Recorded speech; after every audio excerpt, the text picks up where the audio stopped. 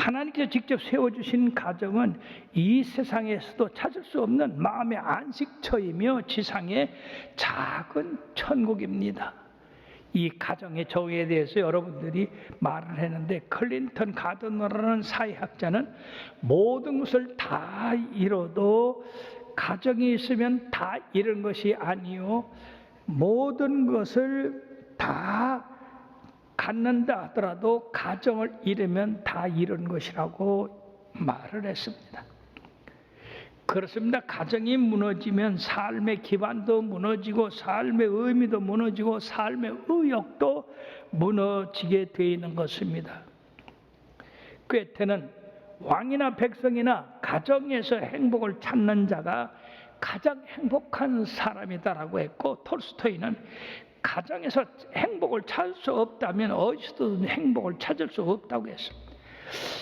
영국의 철학자 무어는 사람은 그가 필요로 하는 것을 찾기 위하여 온 세상을 여행하나 결국 집으로 돌아와 그것을 찾는다고 했습니다. 그렇습니다.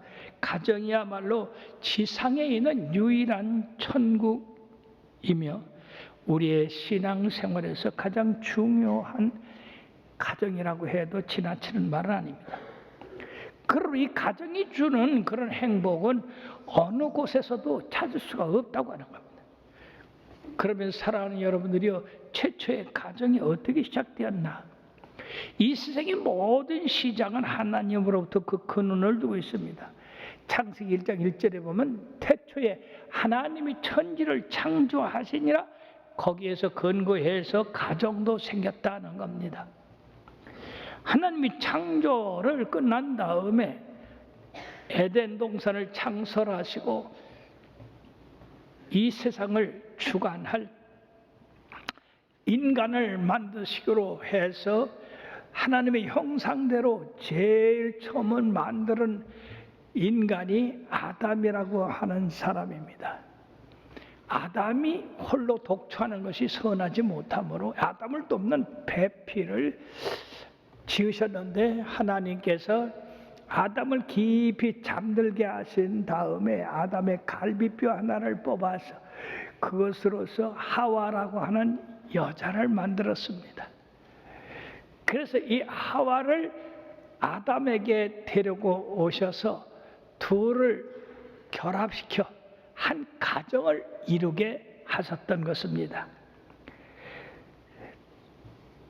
그러므로 창세기 2장 24절에 보면 이러므로 남자가 부모를 떠나 그의 아내와 합하여 둘이 한 몸을 이룰지라 라고 하나님이 말씀하셨고, 그들에게 복을 주시면서 생육하고 번성하여 땅에 충만하라, 땅을 정복하라, 바다의 고기와 하늘의 새와 땅에 움직이는 모든 것을 다스리라고 그렇게 말씀하셨습니다. 그러므로 인간이 이 지으신 모든 피조물 가운데 가장 위대한 권리자로 택함을 받았던 겁니다. 그리고 태초에 이 아담과 하와가 결혼을 해서 그들로부터 자녀가 낳기 시작하고 낳고 해서 오늘날 전 세계에 사는 모든 민족과 나라가 생기게 됐고, 앞으로도 계속해서 이 일은 바로 남과 여, 가정을 통해서 자녀를 갖게 되고, 이 자녀를 통해서 인간이 이 땅에 계속 번성하게 되었다는 것입니다. 이런 하나님의 섭리로 남녀가 결혼해서 세상을 만드셨다고 한다고 한다면, 마태복음 19장 6절에도 우리 주님께서 그런 적 이제 둘이 아니요 한 몸이니 그러므로 하나님이 짝지어 주신 것을 사람이 나누지 못할 것이라고 그렇게 말씀을 했습니다. 본문 또 5장 31, 32절에도 그러므로 사람이 부모를 떠나 그의 아내와 합하여 그들이 한 육체가 될지니 이 비밀이 크다라고 이렇게 말씀했어요. 그렇지요. 참으로 세상에 남자와 여자로 태어난 거, 자기 마음대로 태어난 게 아니라 태어나고 보니까 남자가 되고 여자가 됐어요. 그런데 이들이 부모 밑에서 양육받고 공부하고 자라서 성년이 된 후에 자기 짝을 찾아서 이제 애를 쓰고 기도도 하고 합니다. 그리고 자기 짝을 찾으면은요, 둘이 결혼을 해서 한 가정을 이루게 되고 또 똑같이 자녀를 낳고 그 자녀들이 또 장성해서 결혼하고 또 손자를 낳고 손자가 또 계속해서 자손을 낳고, 이래서 인류가 지금같이 이렇게 각 나라와 족속으로 퍼지게 됐던 겁니다. 그것이 하나님의 비밀에 속한 것이다 하는 것입니다. 왜? 남녀가 성장해서 결혼을 하게 되면요, 여러분들이 부모가 달라요. 성장하는 그 방법도 다르고요, 교육 정도도 달라요, 생각하고 목표하는 것도 달라요. 그런데 이들이 사랑해서 결혼을 하게 되면은 한 몸이 되어서 한 뜻을 향하여 나가게 되어 있다는 것입니다. 이게 얼마나 놀라운 일입니까? 모든 것이 다 다른데도 불구하고 결혼을 하면 하나가 된다. 둘이 전혀 다른 개체를 가지고 합해서 하나가 된다고 하는 것은 이건 하나님의 섭리가 아니고서는 될 수가 없는 겁니다. 그러니까 이 비밀이 크다 하는 것입니다. 그러므로 남녀가 만나서 결혼해가지고 부부가 된 다음에 쓸데없이 아이고 나는 저 남자와 결혼했으면 더 행복했을 것을, 아니 나는 저 여자와 결혼했으면 참으로 더 행복했을 것을, 이런 생각은 아예 잘못된 것이다 하는 것입니다. 왜냐하면 이처럼 서로 다른 개체가 자라가지고 한 가정을 이루게 된 것은 이건 전적으로 하나님이 아담을 창조하시고 아담에게서 하와를 또 만드셔서 한 가정을 이룬게 하신 것처럼 이건 하나님의 비밀에 속한 것이 되기 때문에 바로 이 둘이 가정을 이루어서 서로 사랑하고 하나님의 뜻을 이루며 그 가정을 이루게 한 하나님 앞에 감사하며 사는 것이, 이것이 바로 우리들이 해야 할 일이다 하는 것입니다. 그러면 우리들이 정상적인 결혼 생활은 어떤 것인가? 우리가 첫째, 결혼하기 전에 상대방을 선택할 때에 주의할 점이 있습니다.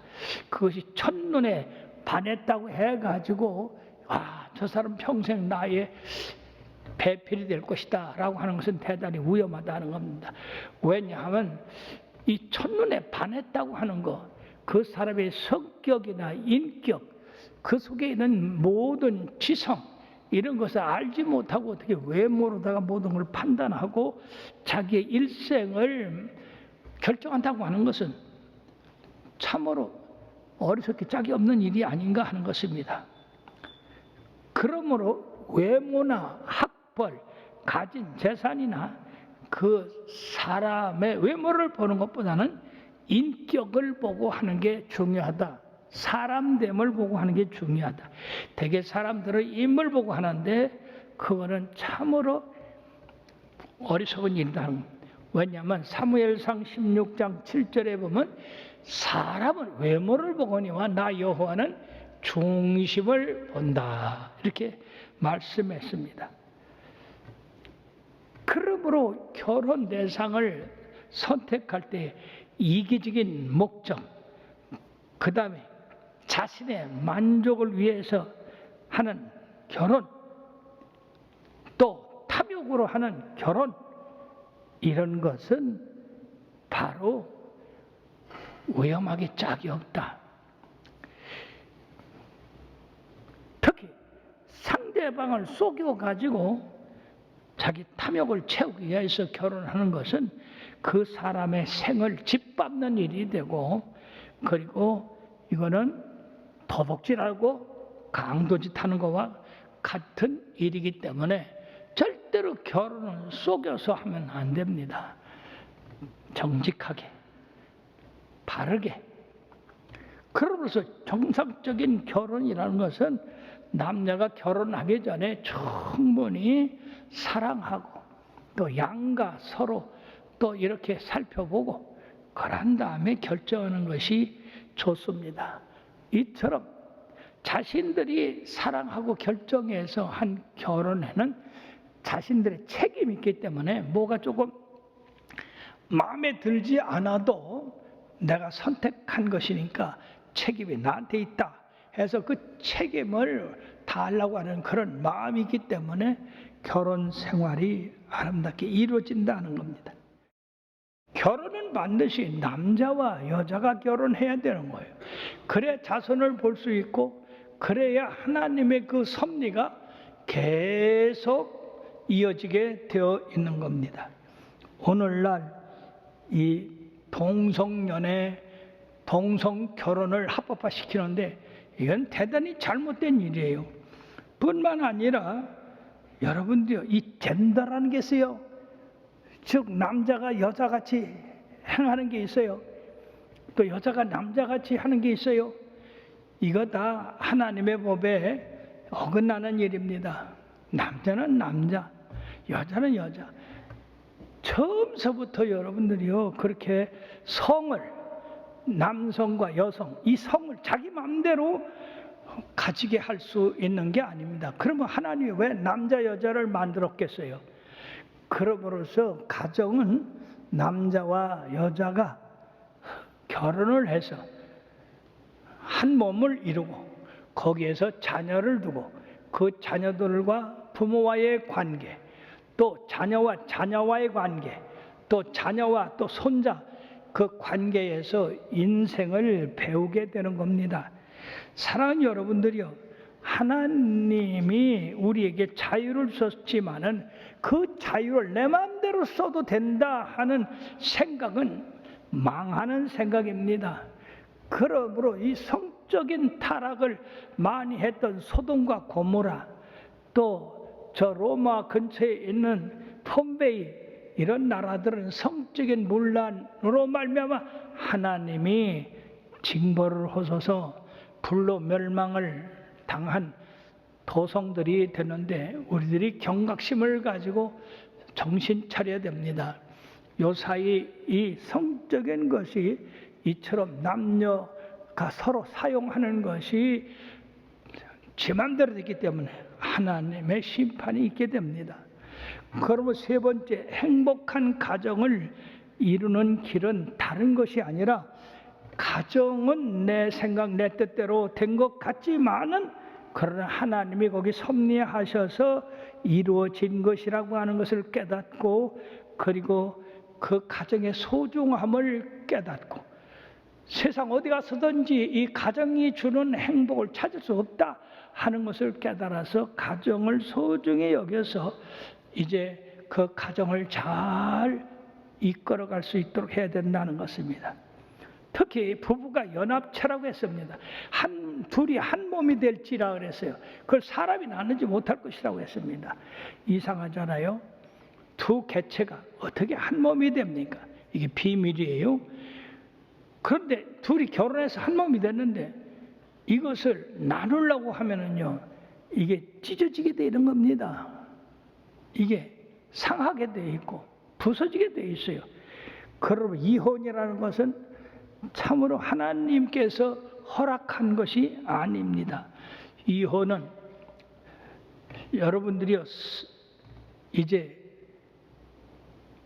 어떤 그 성적인 그러한 부정행위가 없으면 하지 못하게 그렇게 하셨고 또 신앙을 억누를 때 또 할 수 있는 그런 두 가지 외에는 죽음 외에는 이 부부가 떨어진다는 것은 성경에서 허락질 않습니다. 뿐만 아니라 이 가정은 반드시 질서가 있어야 돼요. 예, 이 세상에 하나님이 만든 이 창조물에는 분명히 질서가 있죠. 저 태양 주위로 지구가 돌고 다른 위성들이 돌고 만약 이것이 깨진다고 한다면 이 지구가 언제 다른 위성과 부닥겨서 폭발할지 모르는 그런 위험이 처할 거예요. 그렇지만은 항상 하나님이 햇빛을 비추고 지구를 해를 돌게 하시고 달은 또 지구를 돌게 하시고 이런 질서가 정연한 것처럼 우리 인생의 삶도 질서가 정연할 때 행복이 있는 건데, 그 질서 첫째가 아내들이요 자기 남편에게 복종하기를 죽게 하듯 하라. 그게 아주 남편을 참 존경해서 받들어라 그 말이에요. 두 번째는 남편들이요 자기 아내 사랑하기를 그리스도께서 교회를 사랑하시고 그 교회를 위하여 자신의 몸을 주신 같이 하라. 참으로 헌신하라 하는 겁니다. 이러한 부부 관계가 이루어질 수 있도록 그 가정이 형통하고 행복하게 되는 겁니다. 그리고 주님이 그 가정의 주인이 되도록 하셔야 됩니다. 우리가 인간적으로 서로 다투다가도 주님께서 해가 지도록 분을 품지 마라. 그 말 순종해서 분을 품은 것을 이제 사과를 하고 서로 잘못했다고 하고 그러면 바로 거기서 이 부부관계가 잘 되는 거예요. 그런데 남편하고 뭐 싸웠다고 해서 일주일간 쳐다보지도 않고 밥도 안 주고 가면 그 가정 어떻게 되겠어요? 그렇게 부부 관계가 말씀대로만 살면 돼요. 아내들이 남편에게 복종하고 남편이 아내를 자기 몸같이 사랑하면 이렇게 가정에 싸움 날 일도 없고, 싸움 났더라도 그날 다 해결될 것이에요. 그러므로서 잠언서 15장 16, 17절에는 뭐라고 말씀하고 있느냐? 가산이 적어도 여호와를 경외하는 것이 크게 부하고 번뇌한 것보다 나으니라. 다 같이 채소를 먹으며 서로 사랑하는 것이 살진 소를 먹으며 서로 미워하는 것보다 낫다고 했습니다. 이게 행복의 조건입니다. 자, 그리고요 베드로전서 4장 8절에 보면은요 다 같이 무엇보다도 뜨겁게 서로 사랑할지니 사랑은 허다한 죄를 덮느니라. 혹이 상대방이 죄를 졌다 할지라도 뜨겁게 사랑하면 용서가 되는 거예요. 다 허물을 덮는 거예요. 근데 사랑하지 않으면 괜히 트집 잡게 돼 있어. 우리 옛말에 그런 게 있어요. 며느리가 배기 싫으면요 뒤꿈치도 잘못됐다고 트집 잡는디야. 뒤꿈치가 잘나면 얼마나 잘났겠어. 그렇게 트집 잡으려면 한이 없는 거야. 그런데 남자들은 아내가 사랑스러우면 처갓집 말뚝 보고 저란디야. 옛날 속담이지만은 다 일리가 있는 말씀입니다. 그러므로 사랑하는 여러분, 오늘 에베소 5장 25절 28절의 말씀에 보면 남편들아 아내 사랑하기를 그리스도께서 교회를 사랑하시고 그 교회를 위하여 자신을 주신 같이 하라. 또 28절에 이와 같이 남편들도 자기 아내 사랑하기를 자기 자신과 같이 할지니 자기 아내를 사랑하는 자는 자기를 사랑한다. 이 세상에서 자기를 사랑하지 않는 사람이 누가 있어요? 다 자기를 사랑해요. 그와 같이 아내를 사랑하라고 그렇게 말씀하고 있습니다. 어느 부인이 가정생활이 편하지를 못해요. 그래서 기도를 했어요. 하나님, 이 세상 지긋지긋합니다. 빨리 천국에 가고 싶어요. 그러니까 나 더 이상 살기 싫으니까 나 데려가세요. 그래서 하나님이 그 여인한테 말씀합니다. 내가 안다, 내가 알아. 너 참 고생스럽지, 어렵지. 내가 너 데리러 왔다. 그런데 말이다, 너 데려가기 전에 가족을 위해서 몇 가지만 해줄 수 있겠냐? 그게 뭐 몇 가지 해주는 거야. 예, 그렇게 하겠습니다. 첫째, 우선 집안이 너무 지저분하니 네가 죽은 후에라도 야, 그 여자 청소도 안 하고 집안 뭐 엉망으로 만들어서 그 소리 듣는 거 안 좋잖냐. 그렇게 집안을 좀 깨끗이 정리하도록 해라. 그래서 그렇게 하겠습니다. 내가 3일 있다고만. 그리고 하나님이 3일 후에 오시기 때문에 3일 동안 뭐 집안 안팎을 그냥 얼마나 깨끗하게 해놨는지 반들반들하게 해놨어요. 3일 후에 하나님이 오셨어요. 청소 잘 해놨구나. 자, 수고했다. 그런데 말이다, 떠달라고 하니까 아이들이 마음에 걸리지 않냐? 그러니까 말이야, 내가 3일 여유를 줄 테니 3일 안에 아이들을 잘 씻기고 먹이고 사랑해서 안아주고 그렇게 하거라. 그러고 내가 3일 후에 오겠다.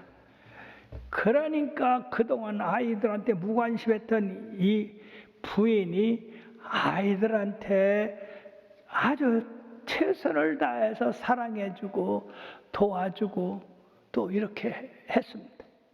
하나님께서 3일 후에 오셨어요. 자, 이제 갈 때가 됐다. 근데 내가 마지막 부탁 하나 더 할 테니까 들어줄래? 예, 들어주겠습니다. 네가 내 남편 때문에 상처 많이 받았지? 밉지? 그래도 장례 때 네 남편으로부터 참 좋은 아내였다라고 하는 말을 듣고 가는 게 좋지 않냐? 그러니까 내가 3일 후에 올 테니까 3일 동안에 남편한테 잘해주거라. 그래서 이 부인이 3일 동안에 남편한테 해주지 못했던 그 사랑을 몽땅 해줬어요. 그러니까 남편이 얼마나 이 여인이 사랑스러운지요. 그래서 하나님이 3일 후에 와서 이 여인한테 야, 가자. 그러니까 이 여인이 하나님, 내가 그동안 가정을 한번 살펴볼게요.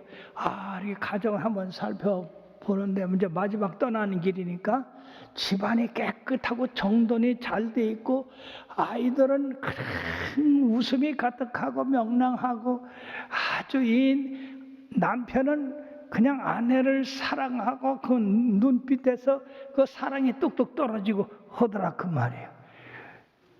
이때 이 여인이 한 말이 뭔지 아십니까? 아니, 언제 이 가정이 이렇게 천국으로 변했다지요? 그러면 하나님, 나 여기서 살래요? 안 갈래요? 사랑하는 여러분, 그 여인은 자기 자신이 희생하고 헌신하고 사랑을 베풀므로써 사랑을 받게 되고 그가 천국을 이루게 되어서 참 그것이 바로 천국이라는 사실을 깨닫게 되고 가정을 소중히 여기게 됐다는 것입니다. 결론을 맺습니다. 누가복음 17장 20절 21절에 다 같이요. 하나님의 나라는 볼 수 있게 임하는 것이 아니요 또 여기 있다 저기 있다고도 못하리니 하나님의 나라는 너희 안에 있느니라. 예, 행복이 산 넘어 있다고 해서 산 넘어 가봤더니 거기도 마찬가지더라 그 말입니다. 여러분, 하와이가 지상 천국이라고 해서 지상 천국 하와이에 이민 간 사람들 다 행복하겠죠?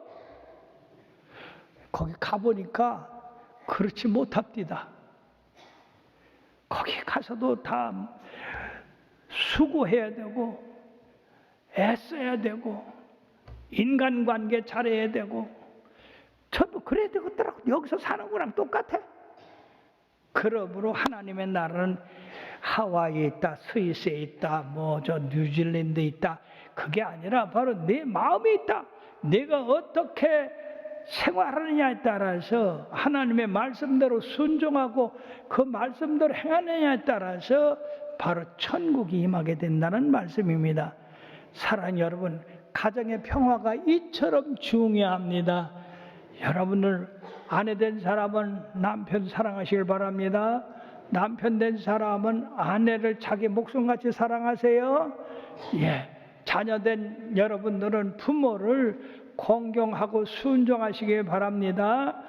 예, 부모 된 사람들은 자녀를 아주 주의 교양과 훈계로 양육하시길 바랍니다.